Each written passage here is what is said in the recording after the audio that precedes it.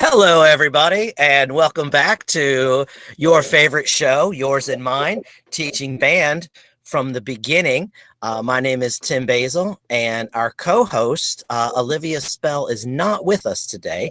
But when she comes back, I'm sure that she will love to tell us all about her adventures. So we'll go ahead and get started. I have our special guest today. We're going to be talking about beginning band.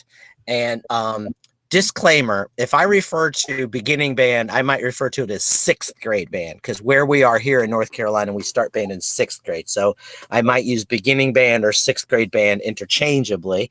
So just to let you know in case that happens. But with us today is Mr. Paul Black. He is the band director at Cleveland Middle School in Clayton, North Carolina. And he's going to be talking today with us all about some beginning band. Welcome, Mr. Black. How are you? Thank you, Mr. Basil. I'm doing good. I hope you are. Yes, sir. Yes, sir. So I thought that what we would do is just go through the beginning of the year.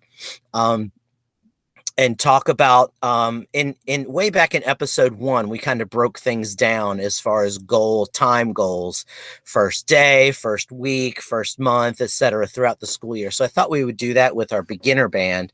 And I think one of the biggest things that I didn't know as a new teacher is, okay, what do the kids need to know and when do they need to know it as far as pacing and those types of things. So anyway, let's get started. Let me ask you a couple questions. Do you know how big is your school? You're at a middle school, 6th, 7th, and 8th grade, right? 6th, 7th, and 8th grade, and we have about a little over 1,000, I think, now. Oh, okay. Yeah, you guys are growing. We just had a split off school again. So that took some of our numbers down. We were closer to about 1,200, and then we dropped down, and now we're getting back up past 1,000. Sure, with all those new subdivisions going in over there. Yep. How many band students do you have in your program?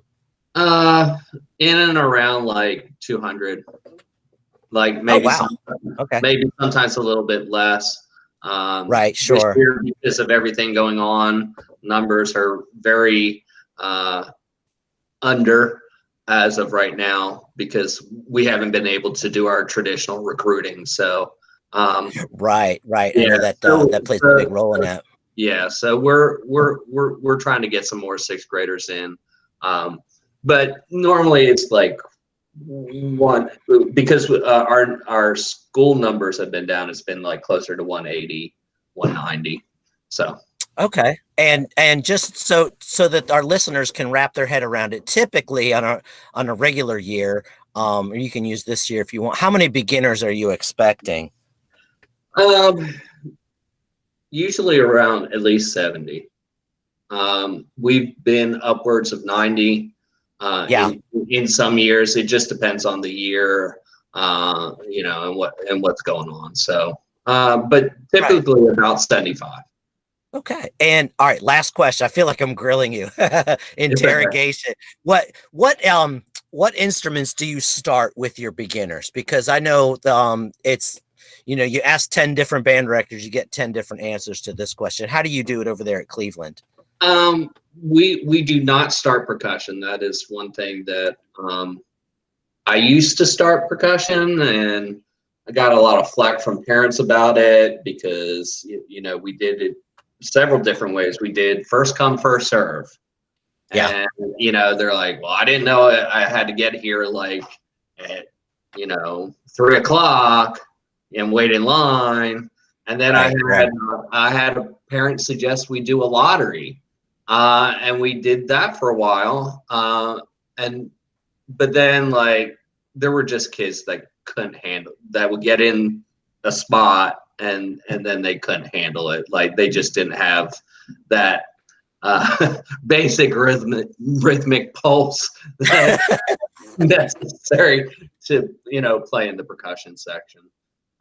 So we start flute, clarinet, saxophone, trumpet, and trombone. some people don't like to start saxophones. You know, I just cut it off at a certain number, you know. Yeah. So, and then we do wait list. And really, to be honest, I've only had about 2 kids the past few years get on a wait list for saxophone, and they wind up playing something else and they're fine with it. Or they wind up like switching to percussion anyway, and you know, passing the audition. Okay. So it all works. So when you say wait list, is that like you tell the kids like if you don't get your first choice instrument, have a second one and yeah, like let's sign you up for like, what would your second choice be? Trumpet. Great. Let's put you in trumpet, and if something happens over the summer, like we get 15 more kids in band, maybe I can take another saxophone. Or somebody winds up not going to the school and they were going to play saxophone. Well, there's another spot. So, you know. Okay. Yeah. Good. Yeah. All right. So, let's see. Let's pretend like we are in the beginning of the school year. Hopefully there have been some work days, and especially for a brand new teacher, they've been able to get their, get a little bit grounded, at least anyway. So first day of school, the bell rings, beginner band kids come in. What's it look like in your band room, Mr. Black? So one of the things we talk about first day, big things is expectations. Mm-hmm. And we get that clear right from the start, because, you know, they have to know that I'm going to push them.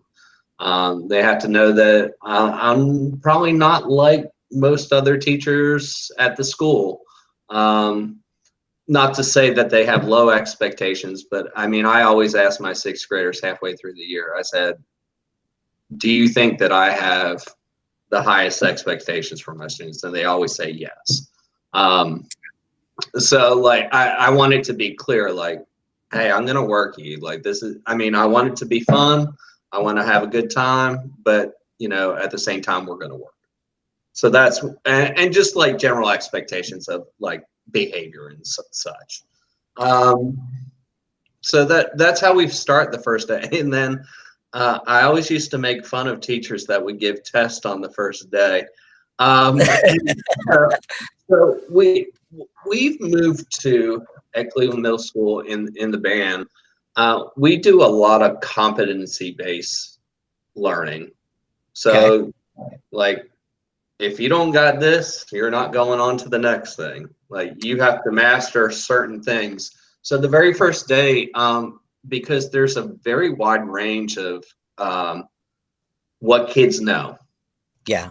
And I always felt sorry for kids that like knew how to read treble clef, bass clef, notes above and below the staff, and they're sitting there for weeks on end while I'm trying to get the kids that don't know Sure. E, G, D, E, F, F, A, C, E, and like, if I put a note on this line, that's the name of the note. Felt sorry for those kids. So we do a diagnostic test the first day about music theory. And basically, like, if they pass the first part, I'm like, all right, do this part now. If they pass that part, I'm like, all right, show me what you know on. And we just keep going that day, figuring out what they know. And and then by the second class, I have the data, and they're put into groups, theory groups. So I might have, you know, 5 different groups, and so that first day is figuring that out. Like, sure. You know, yeah, because you know, if they can't, you know, if they can't master like putting the lines and spaces together, and it amazes me like how hard of a thing that is for some kids, you know. Right, because you know, you've been doing it for so long. And you've been talking about it for a week, and they're like, I don't know. I'm like, what do you mean you don't know? Like, we've been doing this, like, you know, in your group every day. But yeah, you know, it amazed me a few years back, like how poorly some of the kids read me or didn't read music, you know, couldn't tell me basic things. And I was like, wow, like we've really got to nail like this down, you know. Yeah, Um, sure. so we do the diagnostic, and then that helps us plan for music theory for the rest of the year, and it also helps kids get further that know more already, you know, so they're not bored. Right, You know, right. like they're like, I can read music in my sleep, you know, give me something else. So that's been helpful for us. Well, that's So really good. that's And you touched on a couple of things there. I think one of the things that is really very difficult, especially in band, is you know, different students learn at different paces. You know, if you have 20 kids, there's 20 different paces. But how do you differentiate and monitor each student? But we're kind of charged with playing in a group setting, you know. right.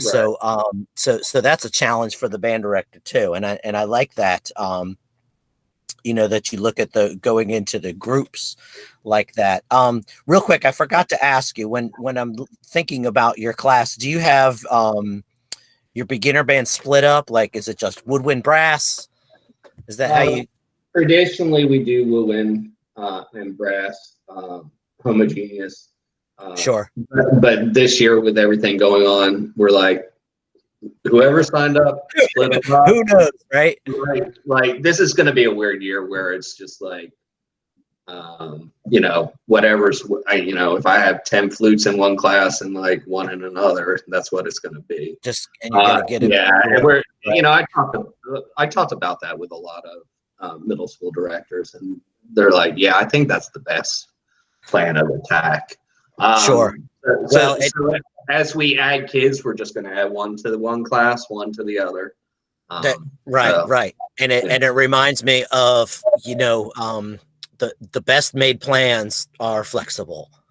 Always remembering that, you know, always know that your plans might be awesome, but if they're not flexible, because we all know, especially in the middle school situation, all of the unforeseen situations that happened during the school day in class and everything. So we get our expectations, and we're talking about our theory. What do you know? What do you not know? And now we're getting toward the end of the week. What would you say is a goal for these students by the end of the first week of school? Let's assume it's a full week of school. The first week is a full week. You know, it's I used to, you know, earlier in my beginning of teaching middle school, I used to spend about 2 weeks on music theory. Okay. And I would always get, this is boring. And I'm like, you know, it's like, yeah, this is boring. And is there a better way to kind of balance, get it? Like, I want to get the instrument into their hands. Sure. Right. That's the goal. And you know, they're itching to do it. Yeah. Even if it's just like by the end of the first week, hey, let's do some mouthpiece stuff. Yeah. Mm-hmm. And I call it Operation Annoy Your Family. So like, you know, it's all in how you package it for the kids. Right. I think they're going to be all about that. Yeah, right. So, and they're like, oh, I like to annoy my family. So I'm like, well, here you go. Practice all weekend. Operation Annoy My Family. Yes. So we just start with some breathing stuff, some breathing patterns, making sure that they understand about taking a proper full breath. And then, you know, just, hey, the goal for today is everybody get a sound on your mouthpiece. Now we talk about embouchure, and we talk about, like, you know, placement, you know, and all that stuff. But, you know, they're going to feel successful if they just get that sound on that mouthpiece. Yes. And that doesn't mean that we, you know, get that theory info and ditch it. We kind of keep going along. We have a little part of our day, we call it theory workshop. And you know, sometimes it's at the beginning, sometimes it's at the end, depending. and they just get in their little groups and they talk about, and I walk around and I say, check that they're, doing their things. And, with reading music, we have flashcards that they can practice with. And so we don't totally ditch music theory. We just have a little bit each day. Sure. But it gets them feeling like, hey, I'm in band. I'm playing my mouthpiece at least. Right. Instead of say every day, I remember kids saying, "When are we playing our instruments today? Do we get to open the case today?" And that's always the hardest to say no. But because there's so many necessary things, and you're looking at with beginners, not everybody has an instrument yet, Right. and all these other things that come into play, getting everybody set up. Yeah. But opening that instrument and getting the sound on the mouthpiece, that's a good milestone. That's huge. Yeah, I mean, like, and I'm on the AB schedule, so it's every other day. So by the end of the first week, if I can get them to where they're playing on their mouthpiece, then they're going to feel like they're doing something. Yeah. They're going to be happy. And, like I know that, like, once you open that case, like, they're going to put the thing together. Oh, of course. You tell them not to do it at home. They're going to. So, I do a YouTube, like, hey, I know you're going to put your instrument together. Here's how you put it together. Here's how you put the mouthpiece on. The first note you're going to learn is this note, and here's how you do the fingering for that note, and give it a shot. And I talk about, the sitting up straight, all those things in the video.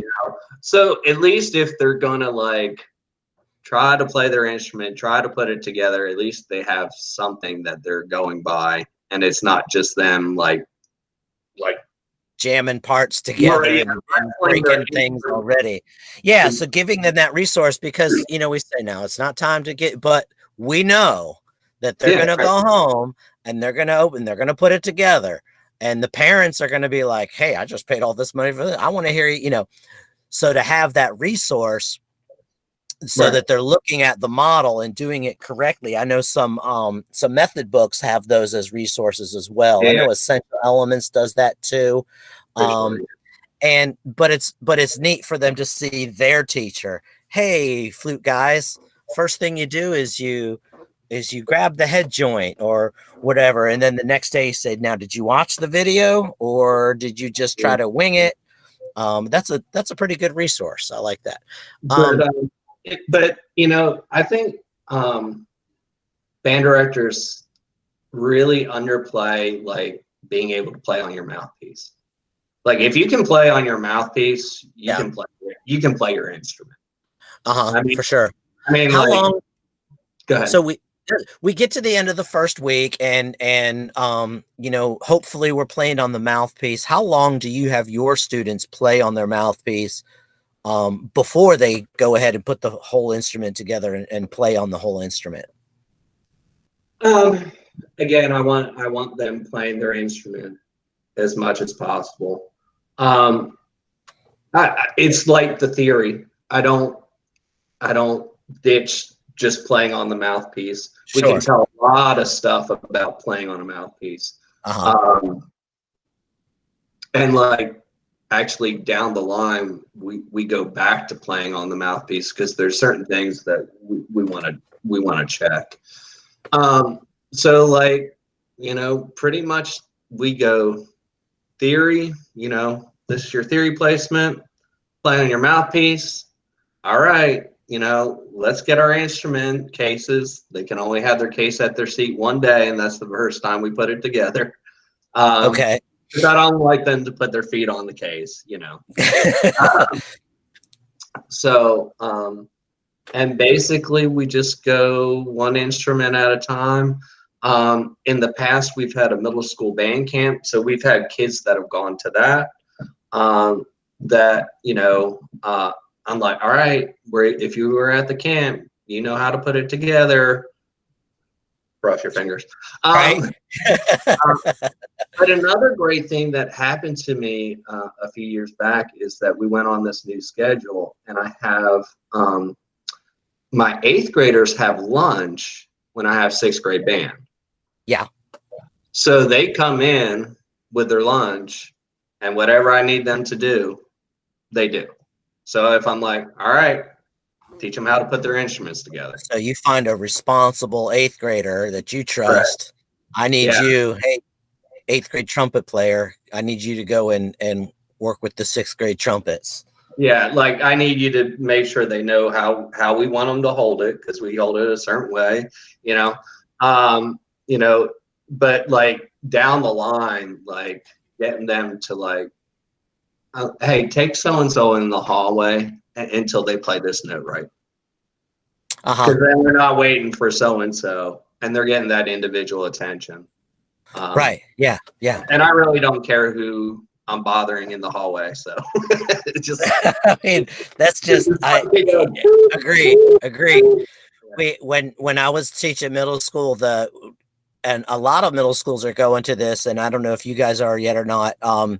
But there's a period in the day, and it's not as long as the rest of the periods, but it's kind of like a remediation or a work on what you need to work on kind of thing, where it's like maybe 20 or 25 minutes during the school day. And we had it set up where band kids could come in and practice, and kids are lined up all up and down the hallway. And I make no apologies. You know, we're studying just like you are. Close your door. You know. No, we have a similar period. What happens with that is that certain kids have math remediation, certain kids have reading remediation. Sure. Then there's a whole group of kids that have nothing, and they're like, the principal's like, go in and claim your kids. And I claim like every. You take them all. If you're a band kid, you're coming with me. I'm like, all right, 8th graders, you're helping 6th graders. 7th graders, you know what you should be practicing. You know, and it's just like crazy time. But those kids get a ton done, you know. So yes. Oh, absolutely. And I would go and ask other teachers, hey, I know you need to work with these 5 kids. These other 5 kids over here are band kids. Let me take them out of your hair so they can come and practice. Right. And you know, so that's a win-win with that. Yeah. You know? So let me back up a little bit. There was something that you said. I just want to touch on it for a second, because this might be a whole other episode topic. You said that you're on the AB schedule. Yes. I've been on both the everyday schedule and the AB schedule. And to our listeners, Paul Black is one of the only middle school band directors I know. He's probably the only band director I know that actually likes the AB schedule. And so I really think we need to have another conversation on strategies for A Day, B Day, because it is very different. You know, setting up your goal structure, etc., versus every day. So, but that's something we want to look at in the future. So yeah, I have a lot of haters because I actually like the schedule, and they're like, "You're crazy." And I like, honestly, I think it would be difficult for me to go back to teaching. Oh yeah, once you figure it out, going back, and I think both ways. Once you figure out one and you get thrown into the other, it's you really are having to restructure basically everything that you do. Yeah. And do it when you do it. When I got to Cleveland Middle School, I knew that they were on AB, and I was like, I'm going to get on the school improvement team. I'm going to get this changed. And right. So ingrained into the culture of that school that's how it is. In the school and the community, yeah. Right. So like I just said, this is not worth fighting. I said, I'm just going to figure out the best way to teach band on an AB schedule, and that's what I did. And there you go. So you find yourself in a situation, and like we talked about in an earlier podcast, you got to go with what you have, and you got to make it work. Yeah. And you can fix it in 2 or 3 years, great. But today, you need to make it work today. Yeah. So, all right, so we got the kids. We're reading and we're doing our theory. We're playing on mouthpieces and we're starting to get our instruments together. Let's talk about the first note. Yeah. I know a lot of band directors, just because they either have everybody together or they're split woodwind brass. Start on, like, I've for years started on a concert F. And there's other band directors that it depends on the instruments. How do you approach that? You know, I used to use Standard of Excellence, which starts on an E, or a concert D. Concert D. Concert D. And I always wondered, like, why that note? Is it because that's what you start hot cross buns on? But apparently on a brass instrument, that's a pretty easy note to get out on your first attempt. Right. Yeah. It's not too high in range, right? It's not too high in range, and most kids can get an E. And then I've started on concert B flat. You know, but typically now I start on concert F. Yeah. And I think it's either concert F or concert B flat. Normally, you know, brass players are going to get that concert B flat out no matter what, unless they're like super tight, you know, firm with their corners and they just overshoot it. I like to start on concert F because especially for a brass player, if they can get that concert F out, like, everything else to me falls into place. Right. Yes. Agreed. Because there's some kids that I call it you're in the cellar. Like, you can't get out of the cellar. You're trapped in the cellar. Like, you got to do this, and this. And, you know, if that note is that goal, you know, and the sooner they achieve it, the more things are going to fall into place at some point. And, you know, you have some kids that are in the cellar for, like, you know, weeks, months. Yes. And that's, like, brass players, that's something that I struggled with for a while. It was very frustrating. And I remember talking to somebody about it and they said, just let it go, man. They're trying. It's gonna happen. It's not gonna happen on your timeline. It's gonna happen on their timeline. So just be patient and it'll happen. Right. And 9 times out of 10, it does. Yeah. At one time it doesn't. Well, baritone. You got a brand new baritone player right there. and for me personally, the baritone mouthpiece, I can play way higher on a baritone than I can on a trumpet. I don't know. It's just the size of the mouthpiece fits my face. Yeah. And I think some kids are like that too. And they switch to the baritone or trombone mouthpiece and they just take off. You know, but anywho, yeah, so I like the concert F also. And then I've worked with Essential Elements, which starts on concert F. Yep. And then it comes, as they're learning new pitches, it comes down to concert B flat. Right. And then it sits on those first 5 notes for a while. Yeah. To really make sure that the kids are solid on those before they continue. Yeah. You said you've used Standard of Excellence in the past. Do you still use that now, or have you written a Paul Black method book? How does it work? I have written, like, everything we use is based off of what I've written. You know, Johnson County was on a big professional learning communities kick, and they still are. I mean, but like that, you know, when I started at Cleveland Middle School, they were sending teachers to conferences after conference after conference about PLCs. And, you know, they're like, one of the big premises is that, like, you sit down and you figure out what is the most important thing about what, you know, students need to learn.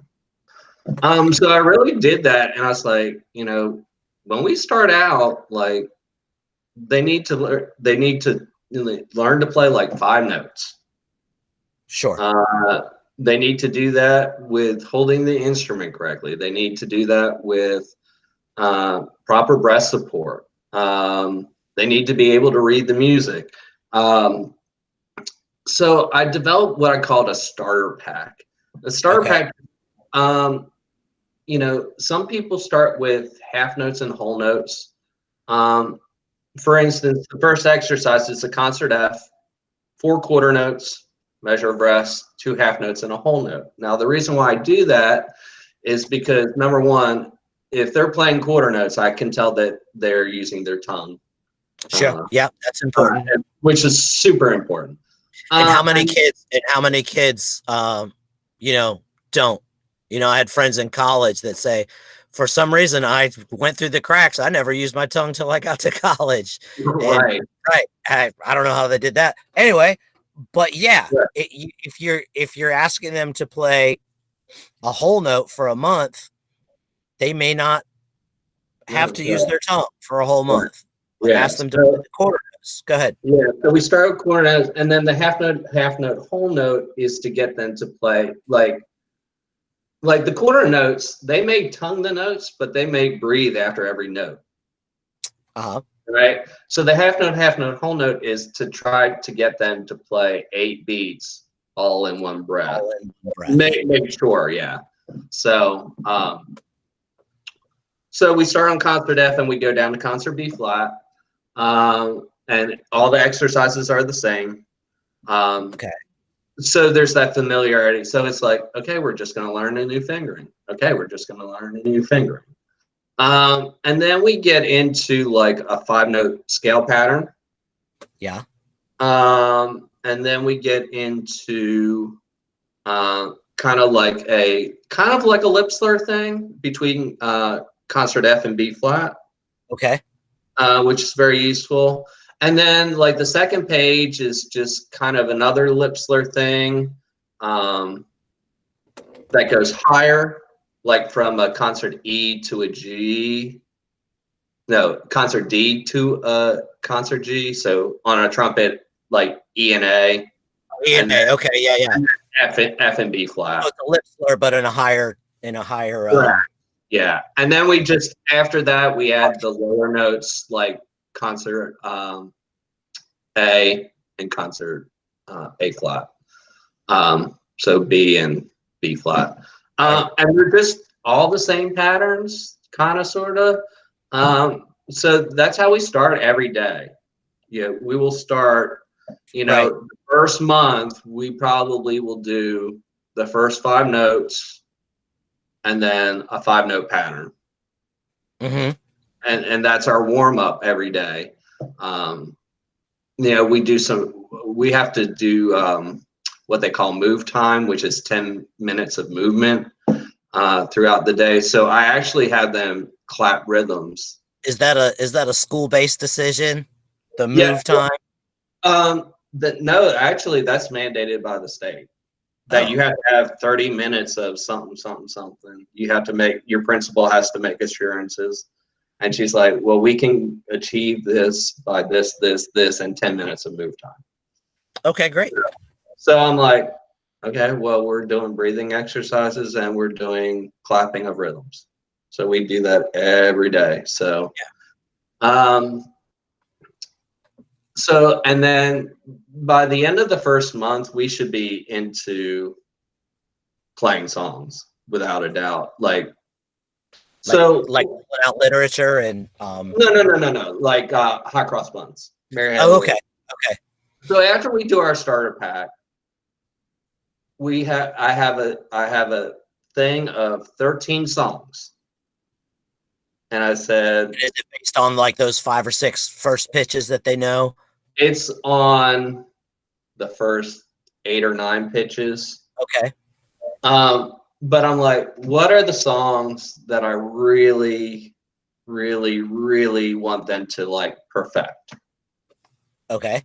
And so we start with Hot Cross Buns, and then it's Mary Had a Little Lamb, and then it's Good King Wenceslas. Huh.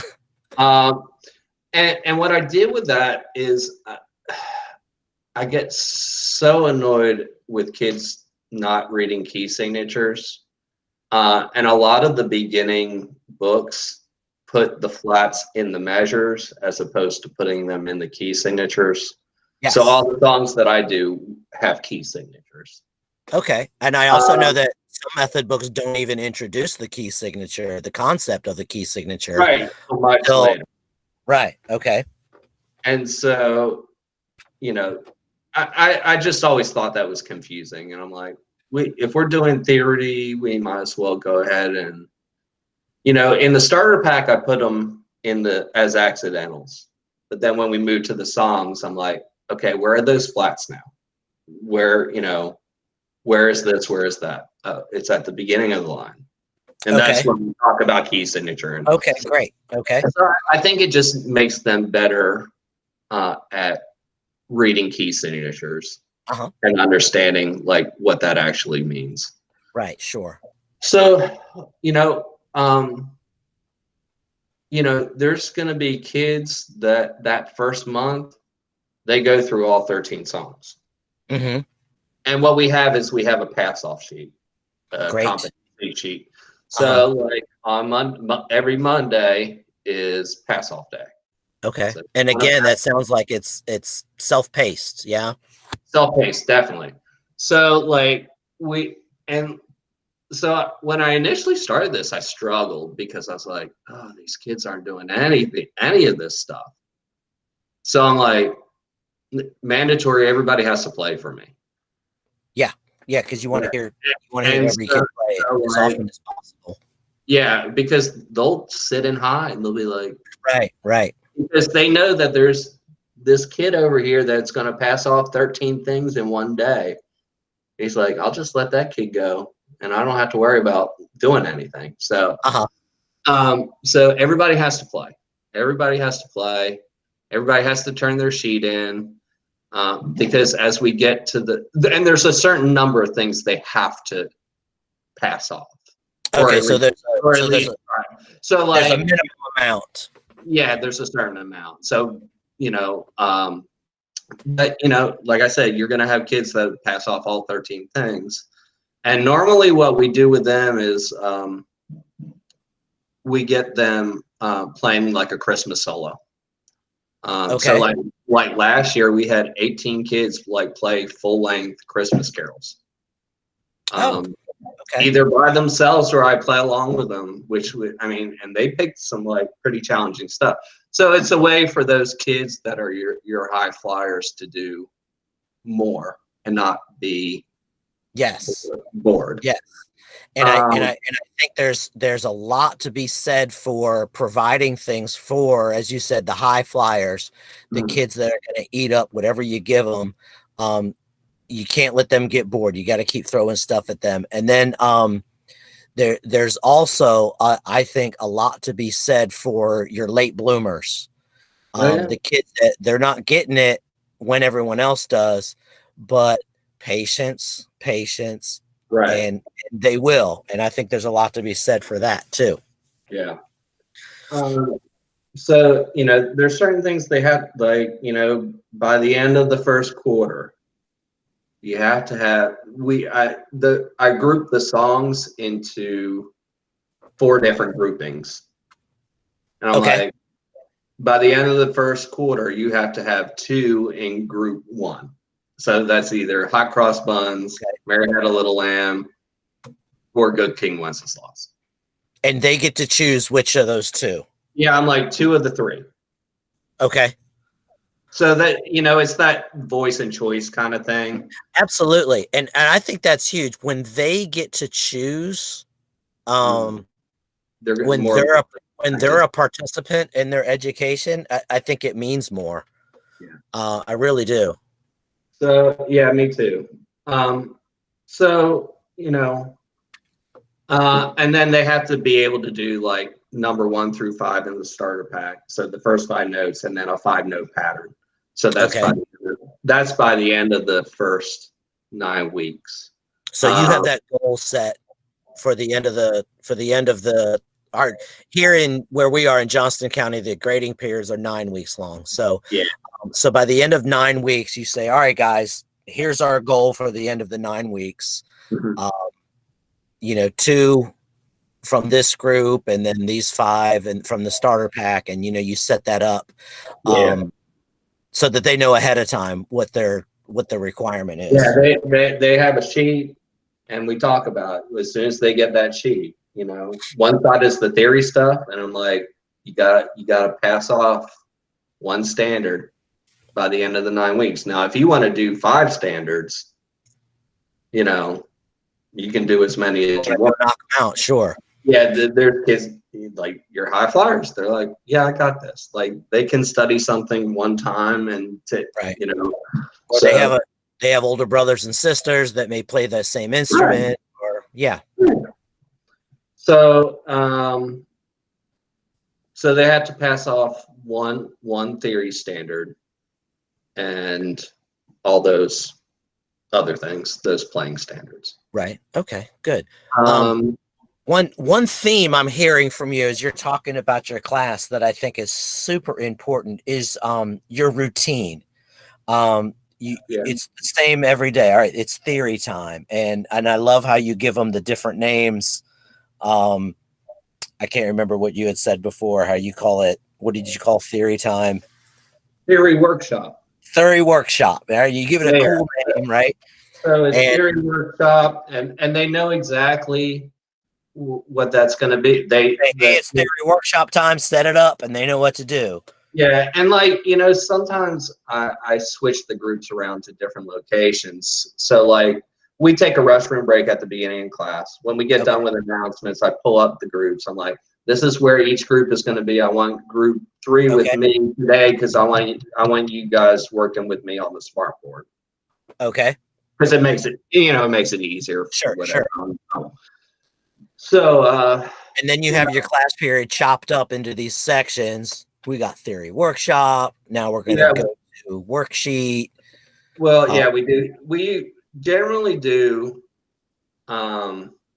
theory workshop. And what's great about that is if I have those 8th graders in there, different kids can take different groups. Because I only invite people in that are, you know, good at theory. That are reliable and you can trust. Right. So we do, you know, theory workshop. Then we generally do breathing and clapping rhythms, or clapping rhythms, then breathing, and then we do our warm up. And our warm up is that starter pack the whole first semester through our concert. Right. And it just gets them, you know, used to playing. Like you should warm up when you play your instrument. Yes. But also like, it's super, I think it's super important. You know, a lot of directors will spend, you know, 10 minutes warming up or doing, you know, and I spend about half of my time doing the basics, at least half of my time. Well, and I think you hit it there, Mr. Black, I see this, a lot of people are going away from the word warming up, and going to calling it basics or technique, or giving it a name that gives it a lot more value than just, okay, let's warm up. And then taking those things that you work on in the basics or technique time, and then applying those things to whatever it is that you're doing next in the class. Yeah. So that, you know, so we keep going with, you know, the warm-ups, adding on to the starter pack. We keep adding notes and going on to, you know, more songs. And, you know, I know a lot of people that like, they're like, oh, I got to start Christmas concert music. Right. Yeah. And like, that's my goal, is for them to play as many right notes first semester, as many right notes as they can. Okay. with a good sound, sitting with proper posture, being able to read the music. Okay. You know, All these are first semester goals. yeah, and just playing with the best sound possible. And I don't think that can be achieved through working on 3 concert pieces, even though they may be super easy. Yes. So what we do is we play those 13 songs at our concert. That and I think, you know, my ego in yeah. earlier days would have said this is not the right thing to do. Like, this Yes. is embarrassing. I was just going to touch on that. The band director ego. Yeah. And you know, I had to really look at those goals. And so, you know, we do the 13 songs, and then we do a very simple 16 measure version of Jingle Bells. And you know, but then we have like 18 kids playing full length carols. Okay, from what you were talking about before. Yeah. Yeah. So like it's a 45-minute concert with, you know, we do our full warm up, we do, you know, Do everything right there. Yeah. And you know, I have no problem with that. Like, there's plenty of time for concert music. Do that concert that you do, is that one just with your beginners? Yes. Okay, I always do 45-minute concert, and then the beginners do their thing for 45 minutes, and then you're done. Yeah. Okay. Yeah, I always do 6th graders separate because yeah, you need that extra love and attention. And absolutely. And I mean, you have to talk about things that are acceptable and things that are not acceptable. And, you know, like, yeah, I have to talk to kids about, hey, you can't fist pump at the end. That's right. It's not acceptable for you to wave. Let them wave to you. Don't wave to them. Don't wait. Like, we talk about this, and then some goofy kids are good. You know, but then they have a great concert, and you say the next day, you're like, you guys did a great job, except for Doofus over here who waved his arm like a goofball. But you know, you have to tell them, hey, you can't take a selfie during your concert. Like, if you want to take a selfie, let's do a selfie in the band room before.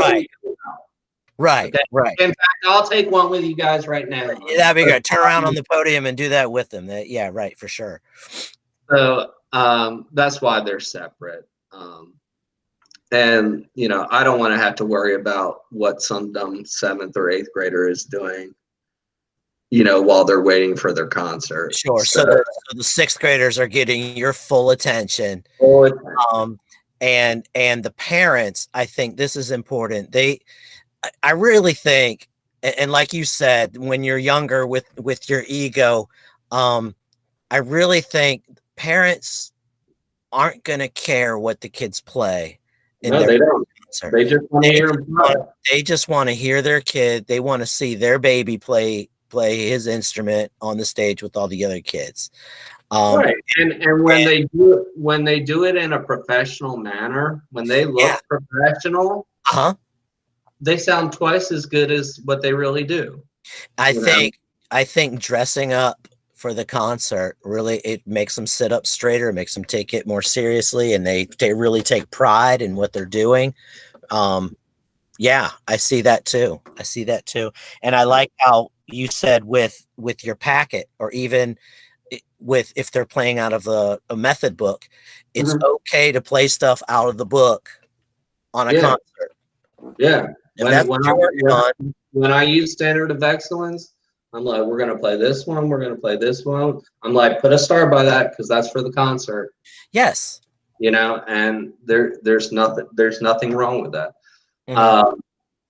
Like I said, it's more important for them to understand how to play with the best sound possible. Right. Right. You know, that they understand certain things, and you know, could I play 3 concert pieces? Yeah, but the first time I teach a concert piece, I really want to get into like some fine details, and I don't think that they can handle that until we get into some second semester things. Okay. Yeah. Like So, when we do Jingle Bells, we talk about a 4-measure phrase, or we talk about phrasing when we do those simple songs. But like for them to really do the phrasing the way I want them to do it, I rather really dive into that at a later time. yeah, and it sounds to me that in this entire first semester that your focus with your kids is way more on quality and not so much on quantity. Whereas I think quantity will take care of itself. If you had the Quality, Yeah. right. Yeah, you cover the bases the way you need to. The quantity will take care of itself. Mhm. But if you have, if you have 2/3 of the kids playing wrong fingerings, and learning them wrong, Yeah. there's issues, or, well, we don't know as many notes as they do, but 9 out of 10 kids are playing in the right slide position. Yeah, right. Yeah, most definitely. Yeah, that's always been my approach, but also balancing that with getting the kids that are proficient something else to keep their interest, Right, the kids that are ready to move ahead. but also giving time to those that struggle to get to a certain point. Like, I should never have any kid feel like a failure at their concert because I've Right. given them something that's way too hard for them to do. Mm-hmm. So Oh, you need to, especially that very first one, you need to, as the director, need to set them up for success. absolutely. 100%. Mhm. Yeah. So, so now we finished our winter concert or our Christmas concert. Mhm. We're in the second semester now. Do we start looking at concert music, at literature, or where do we go from here? Well, now the starter pack's obsolete. Like, they could do that in their sleep. So Sure. we move into round 2 of kind of basics, techniques, and stuff. So one of the very first things I teach is a long tone exercise that goes starts on concert F and goes down by half step, and then Okay. goes down to concert B flat and goes down by half step. And so that's like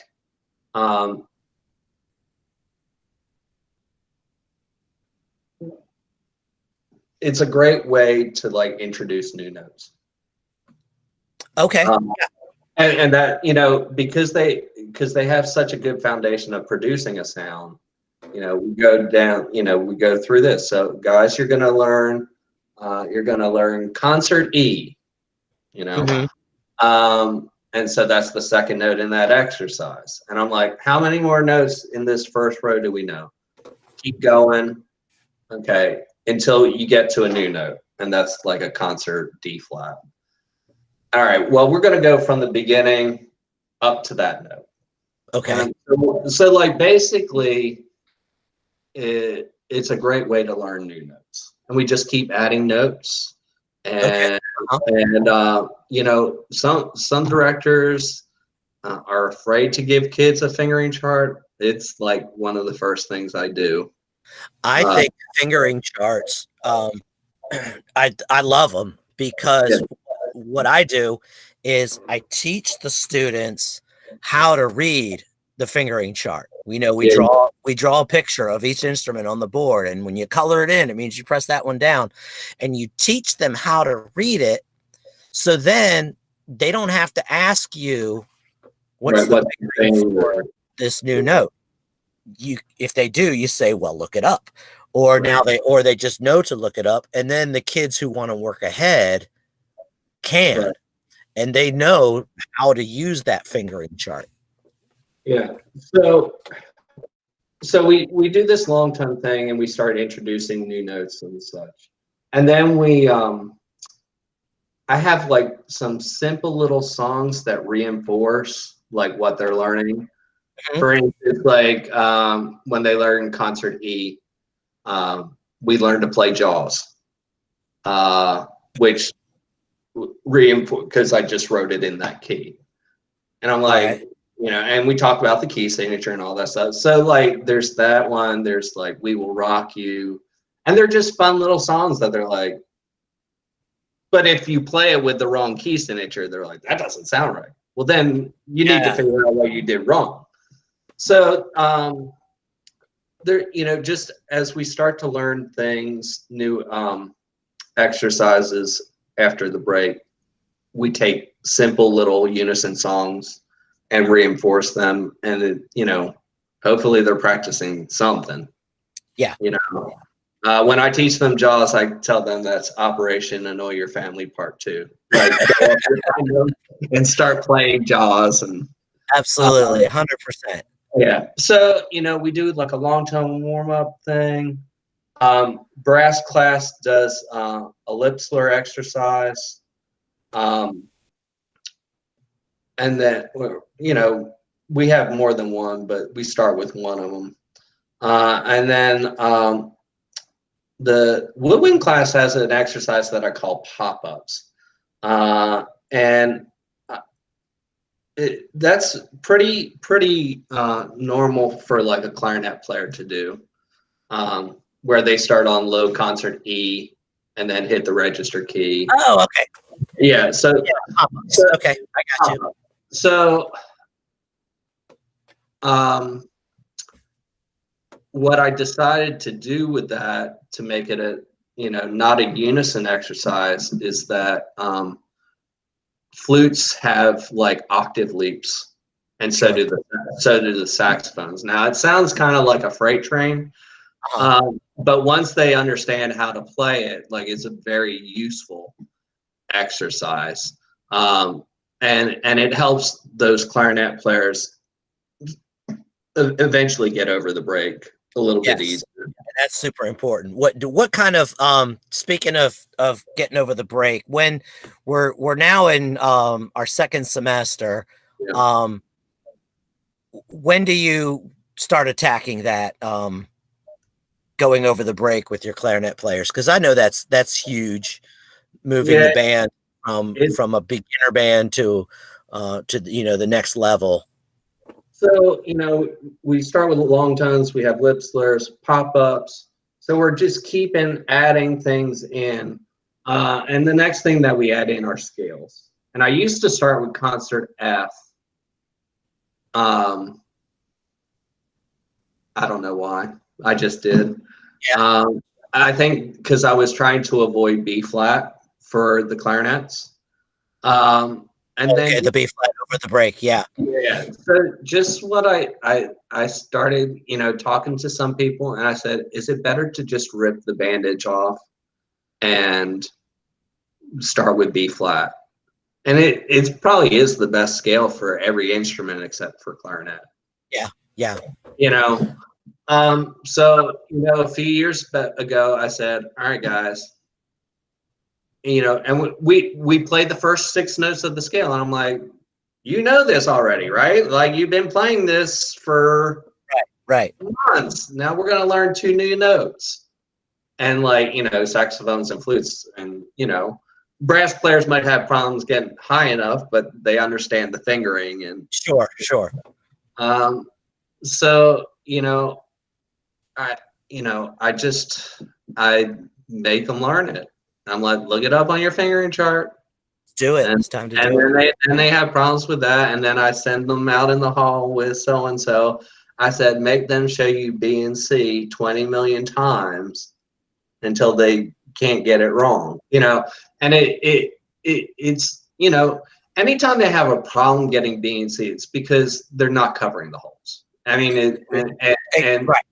And you gotta or you're bumping something and opening something that you're not supposed to. You're slipping off. You're not covering something. You might have a leak, which a beginning band director, don't always assume that it's the kid's fault. It could be the instrument. It could be. Especially if they've been ripping and tearing, putting it together. There's probably a leak in that B and C range that is pretty easy to fix, but it's still there, and the kid's never going to get the note out. So, one technique that I tried and it worked really well is, when you're doing your pop-ups, I did this. Well, first, let me back up. I did this when I was learning how to do woodwind methods in college. I remember the clarinet professor, we were going over, playing over the break, and I was like, I can't play this high note. I just can't do it. And he's like, well, play a low F. And so I could do that. And I play the low F, and he walks up to me and he just reaches around and he just touches the register key and it pops up. And he's like, yeah, you can. And so I do that with kids, and they love it. They think it's hilarious that they're like, we can't, I'm like, just play your low F. Right. Hang on a second. And I hit it and it pops up. Right. Well, and a lot of times when they go to hit that register key, their thumb comes off. Right, they're unsealing the hole in the back, which is really hard to do. It's hard to keep that hole sealed in the back. Well, yeah, I mean, I think ripping the bandage off. Yes, you got to do it, and there's kids that fingers are so small that you're like, hey, this is probably not going to happen for you this year. I've with clarinet players now, clarinet pedagogists are gonna start shooting nasty emails. But 1 time out of 10, I'll get a kid with such small hands that I'll say, you know what? We're just gonna twist this to the left just a little bit so that this finger can reach around, and because your right hand's not able to reach all the way around and get those and seal everything all the way. And if it's like a couple of millimeters and it gets them to play the note, I don't know, to me it's worth it. Well, something that's interesting, and I could never understand this, but in Pennsylvania, what we consider the alternate fingerings for B and C, that's what they start them on. I think you've told me about that before. So to our listeners, Paul's from Philadelphia. Yeah. So his playing in band as a student and everything, he's from Pennsylvania. And you said that, and I never would have thought of this, that different areas do different things like that.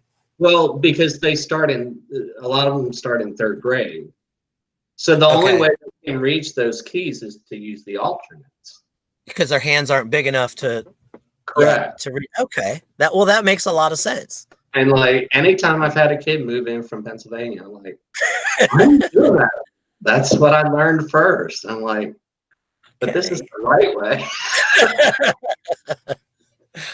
But, there's something to be said for, hey, maybe you have a kid that has to do that for a while. Yeah, I mean, look, you're gonna have a kid with tiny hands, and you got to make adjustments. With that B flat scale, one time I tried the kids that could get those high notes. Before we learned that B flat scale from the bottom up, I said, let's learn it now that you can play those high notes.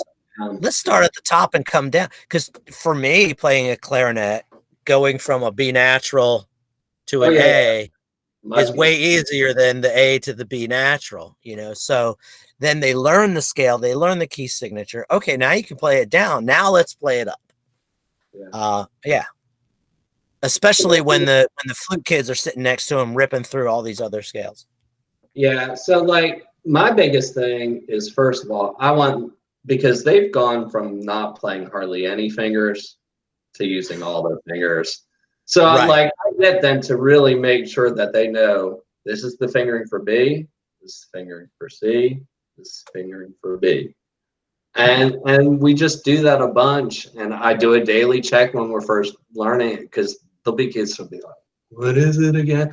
I'm like, oh, come on. Look it up on your fingering chart. It showed me. Yeah, but And that's one of those things that everybody needs to know before we can move on as a group. whether you can honk that note out or not, you're going to show me B, C, B. Right. And yeah. So, and then we have like a reinforcement song for the B flat scale, and that's the chicken dance. And a lot of them like are so excited to play that they will work on getting their B's and C's. Oh yeah. Oh my God. It's the chicken dance. It's what's the, and every year or two there's one. It's Baby Shark, right? Yeah, Baby Shark. That was what, 2 years ago was Baby Shark. And like, but chicken dance I think is timeless. Yeah. So so a lot of them will just keep working on it so they can play the chicken dance. So then we got some basic tone development things, some scales.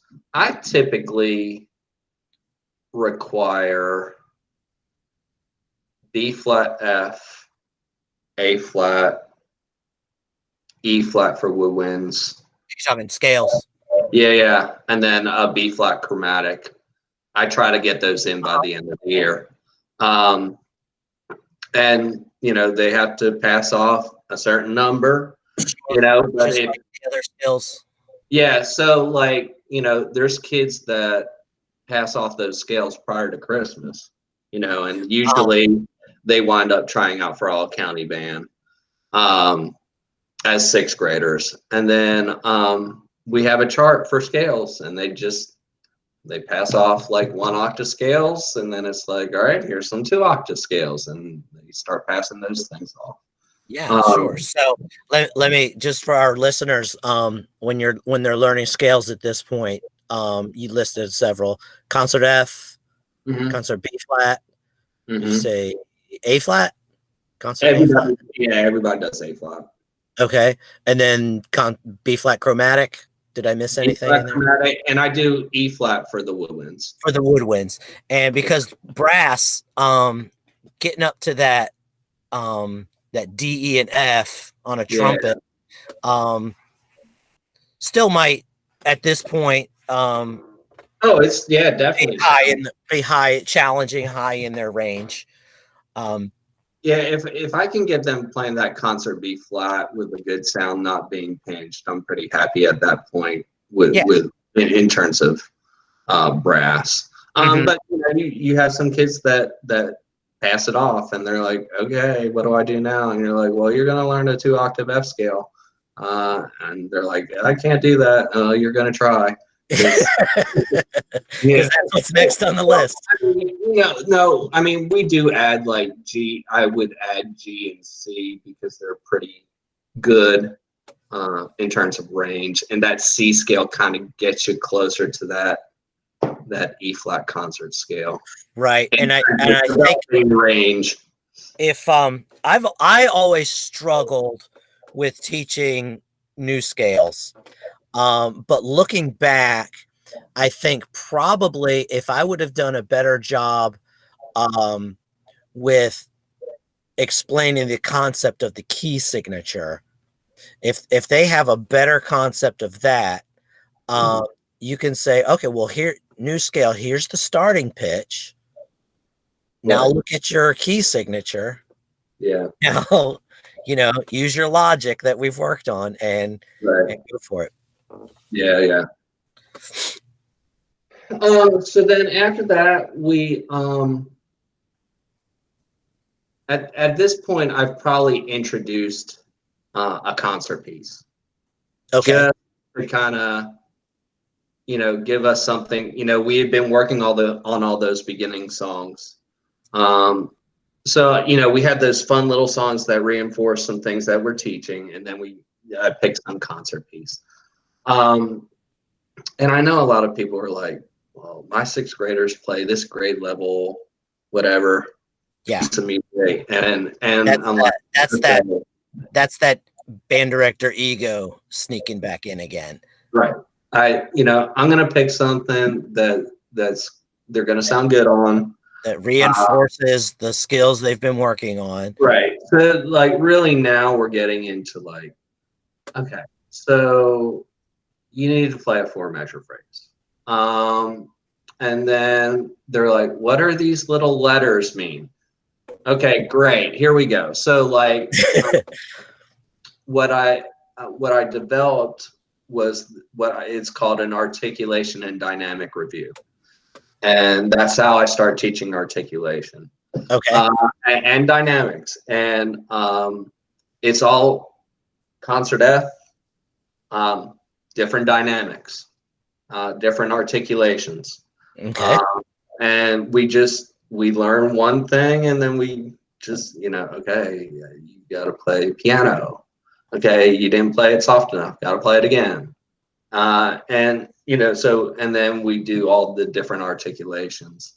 So when you're learning a new concept, it sounds like you really just isolate that particular concept before you throw it into the context of, moving pitches up and down and So things. like if they can't play one pitch soft, they can't play multiple pitches soft.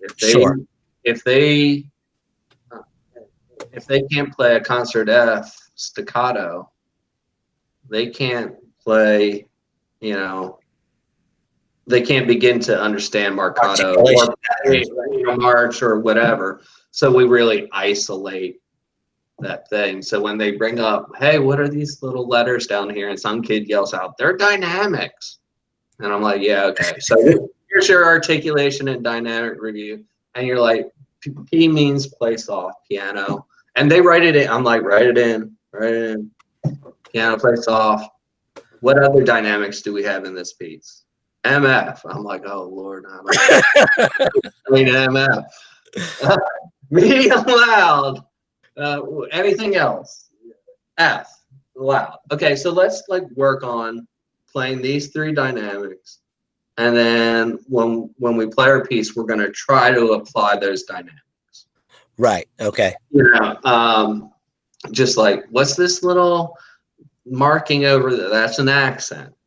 Okay, let's talk about what an accent does and how you produce an accent. And so eventually we get to a point where we know all the dynamics, all the articulations, and we just go straight through it. Takes about 2 minutes to play. Okay. But they're getting a review of every dynamic they have to play, every articulation.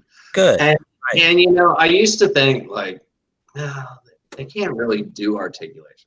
No, they can. Like they can't do dynamics. No, they can. You just got to make them do it, and if you have that focused review every day, then it's just, then you get to the next concert piece and you say, all right, well, this is a march and we need to play it marcato. And they automatically understand what that is. Okay. And how many measures in a phrase do you think here? 4. Yeah, good. Okay, so let's make sure that we take a good breath and we play a 4-measure phrase and play marcato and play the dynamics, because there's dynamics in here, right? Right. Okay. So, it's taking that time like we did at the beginning and focusing on the basics. To me, a concert piece first comes down to right notes. That's the basic level. Yes. And then you get, into the finer details of phrasing and playing the dynamics and playing the correct articulation. And it basically comes down to that. And if you can get those ideas into their head, they don't even have to think about it at a certain point. They just make by the time they're in 8th grade, they just make the right musical choices based off of their training. Right. Yeah. Second trained. Like I'm like, you guys did a really good job with that because I didn't even have to tell you. You just did it because you know that's what you're supposed to do. Yeah, really good. So Now, at this point in the year, we're starting to get ready for like a spring concert. It's about February-ish. So yeah, we're adding more pieces. We do like those fun little songs to start out the concert, Uh-huh. like to get like the crowd pumped up. And they like them, and the kids like them. And then we traditionally do like 3 concert pieces. In your spring concert, do the 6th graders join the 7th and 8th graders, or do you still have a just 6th grade concert? Traditionally, I've had just a 6th grade concert, but this year, the high school wanted to do something with our 8th graders. So Okay. I didn't want to have 3 separate concerts because Right. scheduling wise, like I can get away with 2, but I can't get away with 3. Correct. So I this year I put my 6th graders with my 7th grade concert. Uh-huh. But traditionally, I've just done 6 by themselves because again, I like them to have that attention. Good. Yeah. So, And when they do that concert, as far as programming, how many pieces are you shooting for? What's your goal? 3.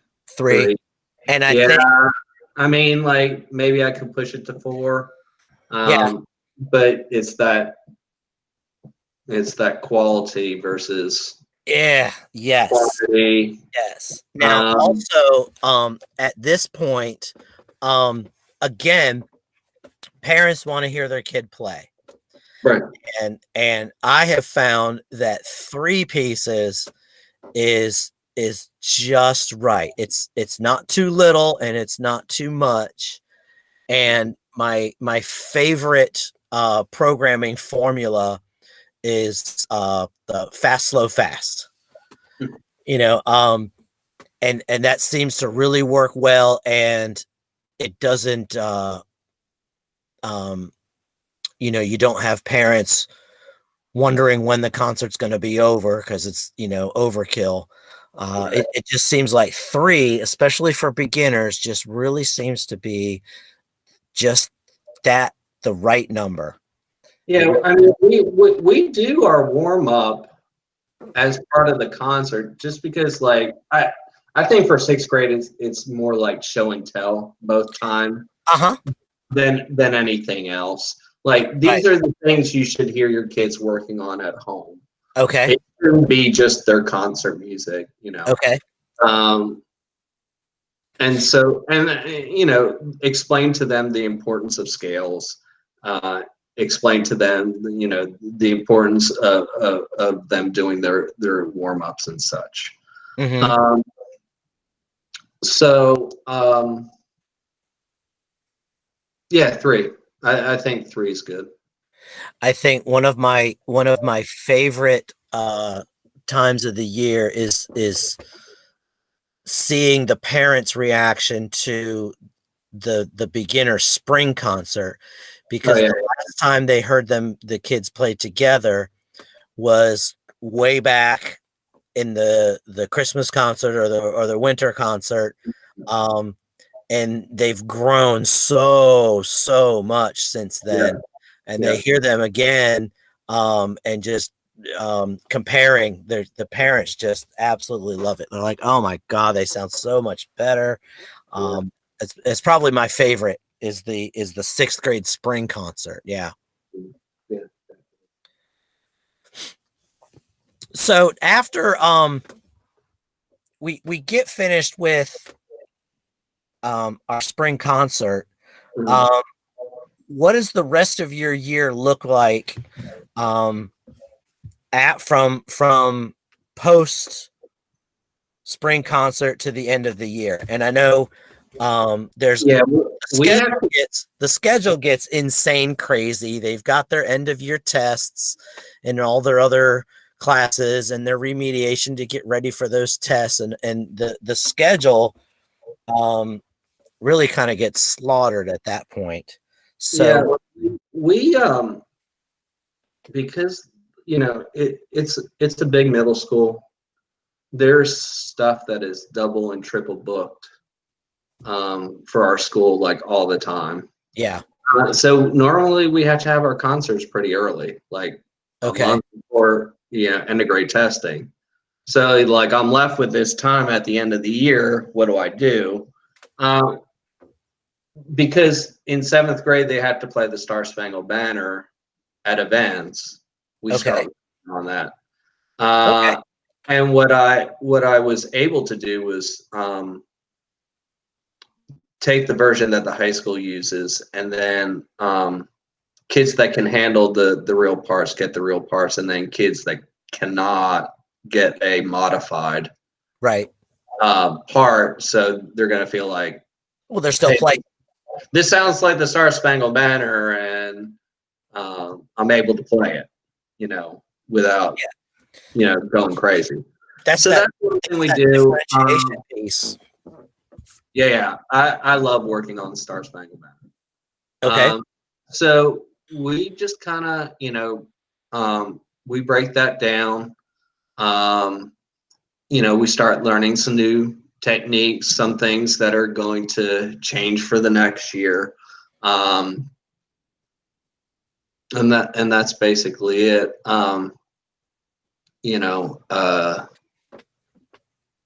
We do with the schedule is usually crazy.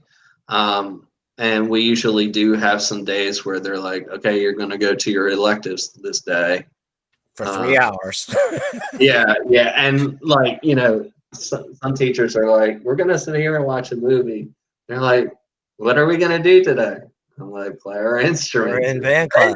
We're going to play our instruments. It's band. We're going to play our this class is going outside. It's too hot for this. It is. So yeah, I like how you use I get it's to me the end of the year in middle school is just so unpredictable as far as trying to maintain a regular schedule, especially when you're on that AB schedule. If the students, if it's their week to come on Tuesday and Thursday and the schedule's messed up, they only see you once that week, so those are things that you gotta be prepared to deal with. But using that that last part of the year is kind of like a head start into next year. Yeah. What are we going to have to know next year? Well, let's start taking a look at that now. Yeah. Like, this year, I don't even know why I did this, but I just did it. I said, 6th graders, we're gonna learn how to sight read. And I just pulled the sight reading factory up and I'm like, we're only gonna do it on the first 5 minutes we ever learn. Yeah, but first 5 minutes. Yeah. So like, because I'm like, they should be able to sight read something that has just those 5 notes. So we did, we did that. Another great thing that we started was after the winter break, we give them a rhythm pre-test about writing in rhythms. Okay. And then they clap however many they got correct. And that's their starting point. So not only do they have theory workshop groups, now they have a rhythm workshop group. Okay. Some kids might be doing half notes, whole notes, quarter notes. Some kids might be doing 16th notes. Gotcha. Yeah. So then when they do their rhythm workshop, they have to write in counts. Okay. They have to clap them with their group. And then at a certain point, they have to take a written test where they write in the counts. They answer some questions like, are number counts on or off the beat? Are and counts on or off the beat? Like, just things that they need to, like, why don't you know that and counts are off the beat? Right. And there are things that are going to come into play when you do playing their instruments. Right. It's not just some arbitrary information. These are skills that that they're going to use as they're playing their instrument. Yeah, so they have to do a rim part, and then they have to perform it. They have to be able to clap the rhythm that they wrote the counts in. Very good. And then if they move on to the next level, they do, and if they don't, then they got some more work to do. Nice. Yeah, but that's been really helpful, I think, in them getting out of that. How's this go? How's this go? Right. You Sing figure it's kind of like the fingering chart. Yes. Well, how's this go? Well, you count it out. Yeah, you count. You clap it for me. Clap it. Yeah, count it out for me. What are the counts? So they're much more independent. I think it's helped their sight reading skills when they can actually like clap a rhythm on their own, and they're not relying on listening to the kid down the row who knows how it goes, or right, it, or echoing you or something like that. Right. Yeah, the end of the year is great time to kind of do some of the things that you would, not normally do. Right. Rhythmic dictation is a fun one. That's fun. And you make it I don't know, as much fun and game like as you can. I think I took me a while to figure this out, but that time of year when they're all stressed out about their end of year tests, they're coming to you for a break, for our release. This is the class during the day where I don't have to sit behind the desk, and so I can like just and there's, you could still get band stuff done, but you can do it in a super fun way that really helps them, because they come to you after a 3-hour test, their brain is fried. So, well, Mr. Black, you've taken us through the year with our beginner band. We talked about a lot of really cool things. Is there anything that you want to touch on before we wrap up, as far as maybe something you missed or something that you might consider that's like very important that maybe like a beginning band teacher makes sure that they do? You like, don't miss that one, There are a lot of different ways to teach band. Agreed. And I think it's important for you to be you and find out what works for you. But at the same time, pick the brain of that experienced band director.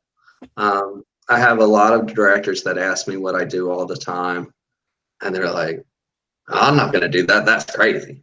Right. Which is fine, but at least they ask, Sure. And they can take it, or maybe they think about it and they come back later and they're like, well, tell me more about such and such. So there's a lot of, this is my 20th year teaching middle school band. I certainly have not taught it the same way every year. It is an evolving thing that, through reflection and conversations with other directors, I'm where I'm at now. And I'm sure when I figure something else out that I can do better, I'm going to change it or find the answer. So, don't, as a young director, don't be afraid to seek out advice. That doesn't make you weak. Then that's that ego again. Right. I don't want anybody to know that I don't know this. Okay. Like, coming out of college, most people don't know hardly anything. I thought I was blessed because I had a really good college training. I felt like I was confident and prepared to teach, but I also learned a lot of stuff in my first 10 years of teaching. Absolutely. And with the help of some very experienced directors that were willing to talk to me about things that they did. So as a young director, don't be afraid to seek out help. That doesn't make you weak. That shows that you care about your students and you care about your craft. So very well said, Mr. Black. Thank you. Thank you. Thank you very much. It's been a lot of fun talking to you about. I love beginner bands. One of my favorite topics is beginner bands. So, but thank you again. We appreciate it, and we would like to remind our listeners to, of course, you're listening to this now, so you're checking us out. But hey, give us some stars, follow, subscribe. Leave a comment. Let us know if there's a topic that you want us to discuss. Let us know how we're doing. Like the AB schedule. Like the AB schedule. I think that needs to be an entire episode, surviving the AB schedule. Lord have mercy. And also don't forget to check out our Facebook page. And we will see everybody next time. This is Tim here with Paul Black, and you've been listening to Teaching Band from the Beginning. All right, cool. How was that? That was good. Yeah, that was good. That was a lengthy discussion. It was.